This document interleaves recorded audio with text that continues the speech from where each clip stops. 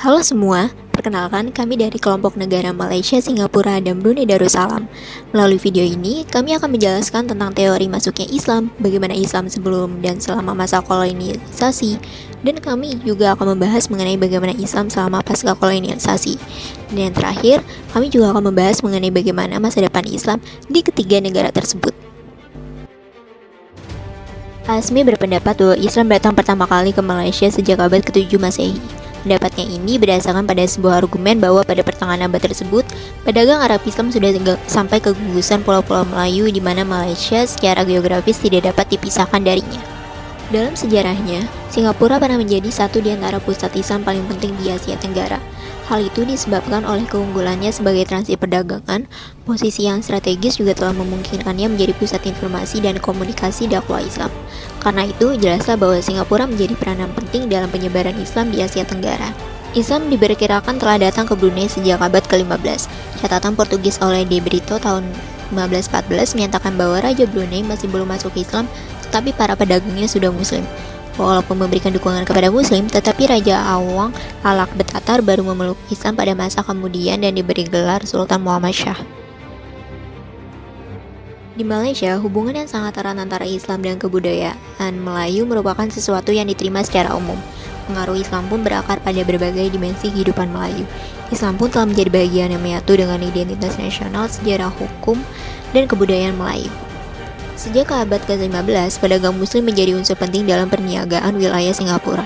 Beberapa di antara para pedagang ada yang menetap dan menjalin hubungan perkawinan dengan penduduk setempat. Para pedagang ini tidak jarang merangkap menjadi guru agama dan imam. Dengan Islam, Brunei mempertegas dan memperluas perannya sebagai kekuasaan dagang yang kuat dan independen. Usaha dagang ini bersama dengan penyebaran Islam ke kerajaan Melayu.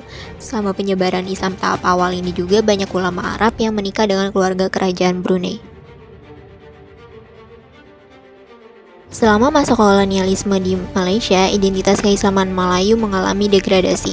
Kolonial Inggris membuat perbedaan yang jelas antara agama dan negara dengan memperkenalkan administrasi sipil dan sistem hukum yang berbeda dengan sistem hukum Islam. Dan perkembangan yang paling tragis ialah penerapan sekularisme, di mana sepanjang masa penjajahan tersebut dunia Melayu mengalami westernisasi dan deislamisasi atau hilangnya pengaruh Islam. Masa pemerintahan Inggris di Singapura digambarkan sebagai baik hati terhadap agama Islam. Para administrator kolonial Inggris memutuskan untuk menyerahkan administrasi Islam kepada para penguasa dan ulama. Tahun 1919, The Mohammedan Advisory Board atau MAB dibentuk, lalu beberapa anggota ulama diangkat ke dewan tersebut. Ulama memiliki otoritas penuh atas urusan Islam karena pemisahan total antara agama dengan urusan negara yang dipraktekkan di Singapura. Masyarakat Islam di Brunei termasuk unik karena masyarakatnya yang menghindari zuhu, zani atau prasangka buruk yang berlebihan terhadap Inggris dan lebih menunjukkan sikap toleran.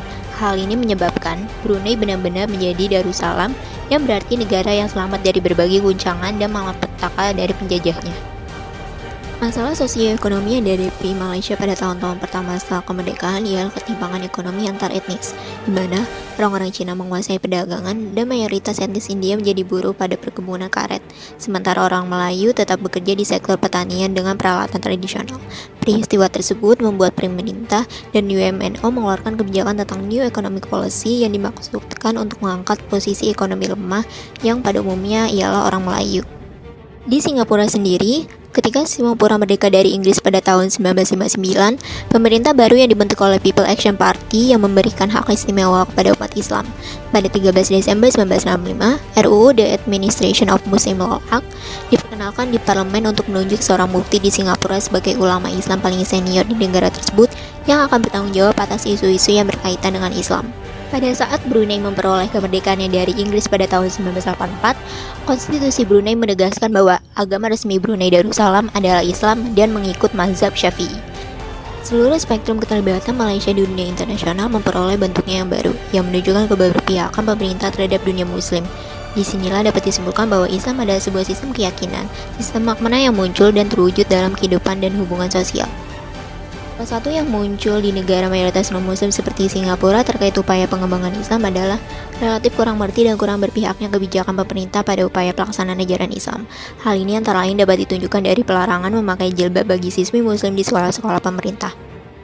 Posisi sentral Islam lagi-lagi diperkuat dengan didirikannya Tabung Amanah Islam Brunei atau TAIB, yaitu lembaga finansial pertama di Brunei yang dijalankan berdasarkan syariat Islam. Di antara tujuan TAIB sendiri adalah mengelola dana TAIB dan kemudian mendukung investasi dan perdagangan. Begitulah perkembangan Islam di 3 negara, Malaysia, Singapura, dan Brunei Darussalam.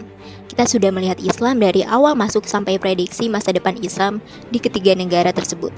Semoga penjelasan dari kami cukup dan mampu menguatkan pemikiran kita terhadap Islam di Asia Tenggara. Terima kasih.